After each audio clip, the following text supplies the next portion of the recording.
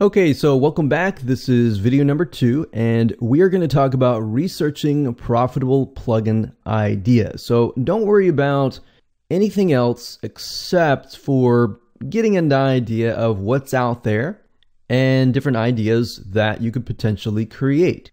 Now, obviously, if you already have a plugin in mind, you probably could skip this video, but it's a good video to watch just in case you decide to have another idea in the future. So let's do some quick research to show you what plugins are in demand by looking at what we call consumer demand. And that's really what drives whether or not your plugin is going to be profitable or not, whether or not there is a need out there. So there are two ways of doing this. Either there are many plugins out there already, and you can look at them and look what's wrong with them and see what people are saying and improve on that, which is actually the easiest way to go about doing this and can be very profitable. Or you can develop your brand new idea. Plugin doesn't exist or anything like that. But with that, it's a little bit more time to try to figure out consumer demand, but there are ways of going about doing that. So consumer demand is really, really important here. So I really want to drive that home. All great WordPress plugins are born out of problems that people are facing. So if this is a problem that you're facing, that's great. Then you can associate with that. You know exactly how that feels. If this is a problem that you do not face, but you can research it and figure out how people are feeling about it, what people are doing about it to solve that issue, and how your WordPress plugin can speed the process up, then that's a good thing as well. But you really want to get into the brain of the consumer. So let me go ahead and show you how to find consumer demand through the use of free keyword tools and how to start with Google and research from that point on.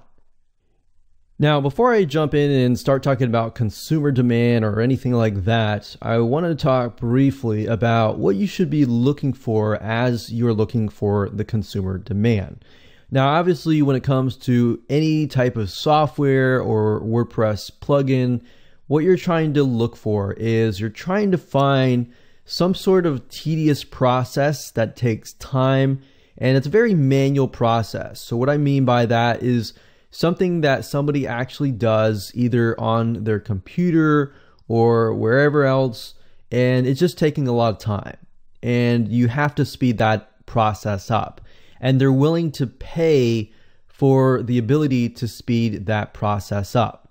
All right, so if you look at most WordPress plugins, they basically speed a process up, or they help you in some sort of way. They basically take some process that could take anywhere from a couple hours to a couple days or even a couple weeks, and it speeds the whole process up, thereby saving you time. That's one of the reasons why most people buy pieces of software, because it automates the process. So as you're looking through for consumer demand, or as you're looking for plugins, you want to find something that is sort of a pain point, meaning it's really frustrating because you have to take all this time to actually do it. All right, so if we head back over to Google here, and if we think about it for just a second, if we think that softwares often are born from frustrations. So you can go to Google and type something like top frustrations and let Google complete it for you, such as top frustrations in life, top frustrations at work, top frustrations in gaming. So you could think about something you enjoy yourself or something that you have done that takes time on the computer and you want to speed the process up. All right. But usually this process with a WordPress plugin needs to be something that is on your website. So top frustrations related to maybe your website. And then go from there and try to figure out what these top frustrations are. So if you just take some time to just go through the articles, so let's open up these here. And you may or may not find the WordPress plugin that you're looking for, but you're kind of getting an idea of what is happening on the website itself. So we can see like playing Messenger, lacking communication, changes, continuous edits. So maybe you could develop a WordPress plugin around that. Wavering deadlines, time management. You can develop a WordPress time management plugin. You can go through here. We can go to a different article here. So this is Quora, and we see this guy says providing high quality fresh content. Maybe you could develop a plugin that pulls in YouTube videos or content curation to make it so it's easy for people to develop content. Or maybe you can develop something that allows them to create fresh articles really fast without plagiarizing, of course. And then we go down and let's look at a different article. What are your top 3 frustrations with your website? Too much content that overwhelm the reader, user design and user experience, directing the user to the right content and workflow. So going through here, what you're looking for is a pattern. If you can see several people saying, I have problems because just finding fresh content is just a big roadblock in my life. If you see tons of people saying that, the next thing you want to do is you want to head on over to wordpress.org/plugins over here. And then you want to type that in. So we could type in something like time management and see what we get.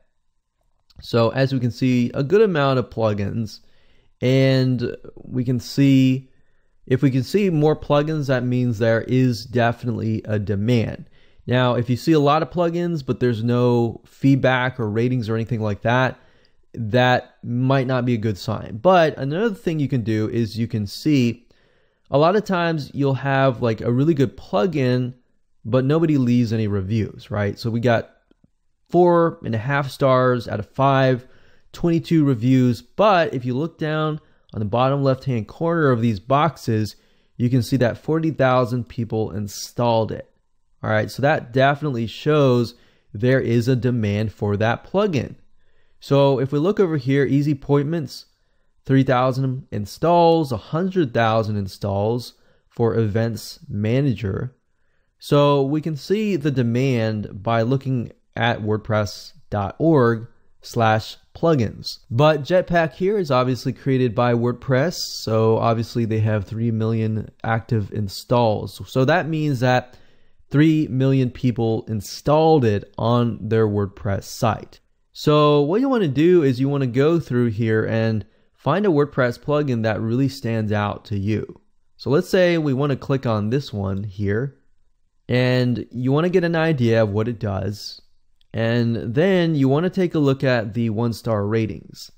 Why 1-star ratings? Because you want to find people's frustrations. You want to see if you can find a pattern. Now, if this WordPress plugin is really good and you're asking, how can I compete with these guys? Well, you can look at the 1-star ratings and see where this plugin falls short. If constantly people are saying this falls short because of this, and this, you can go out and create a WordPress plugin based on that particular shortcoming.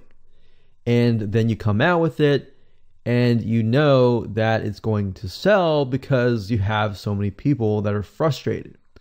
Now, obviously, you need to make sure that people are willing to buy for that. And we'll talk more about that later. But that's just a simple process that you can take by going to Google, typing in top frustrations website, or things I hate about my website, or something related to WordPress, and then find those and dig deep into those pain points. You can do the same thing with YouTube. You can do the same thing with Facebook. Use the search bar at the top and find frustrations that people have. So that's a good way to kind of figure out consumer demand in the terms of figuring out how many people are frustrated with the specific problem. And that's really what we're trying to drive home. All right, so let's move on to the next video.